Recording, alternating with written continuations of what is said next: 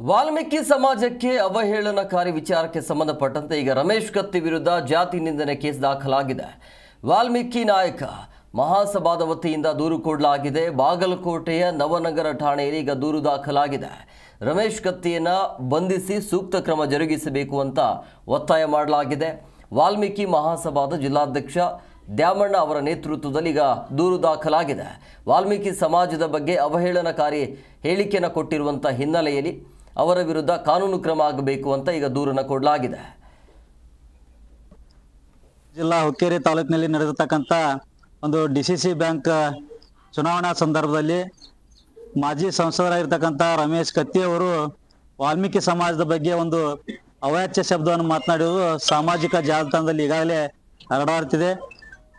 ಅವರ ವಿರುದ್ಧ ನಾವು ಅಖಿಲ ಕರ್ನಾಟಕ ವಾಲ್ಮೀಕಿ ನಾಯಕ ಮಹಾಸಭಾದ ವತಿಯಿಂದ ಈಗಾಗಲೇ ಬಾಗಲಕೋಟೆಯಲ್ಲಿ ಗ್ರಾಮೀಣ ಮತ್ತು ನಗರ ಪೊಲೀಸ್ ಠಾಣೆಯಲ್ಲಿ ಮತ್ತು ಸೈಬರ್ ಠಾಣೆಯಲ್ಲಿ ಈಗಾಗಲೇ ಅವರ ವಿರುದ್ಧ FIR ಅನ್ನು ಹಾಕಲಾಗಿದೆ.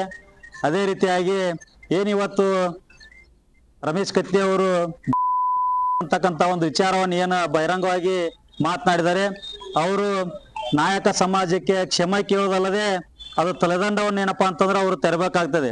ಮುಂದಿನ ದಿನಮಾನ ನಿನ್ನೆ ಬೆಳಗಾವಿ ಜಿಲ್ಲೆಯಲ್ಲಿ DCC ಬ್ಯಾಂಕಿನ ಚುನಾವಣೆ ನಿಮಿತ್ತವಾಗಿ ರಮೇಶ್ ಕತ್ತಿ ಅನ್ನೋ ಒಬ್ಬ ಅಯೋಗ್ಯ ಅಂತೇಳಿ ಮಾತಾಡಿದಂಥ ಮೆದುಳಿಗೆ ನಾಲಿಗೆ